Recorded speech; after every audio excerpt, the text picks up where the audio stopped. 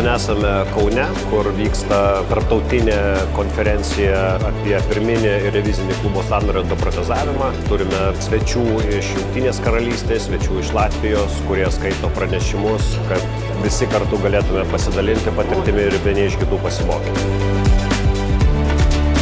Norėčiau pasidžiaugti, kad nors klinika organizuoja tokius puikius kursus, mes pamatom retai sutinkamus atvejus, kaip juos spręsti ir kaip geriausiai padėti pacientui.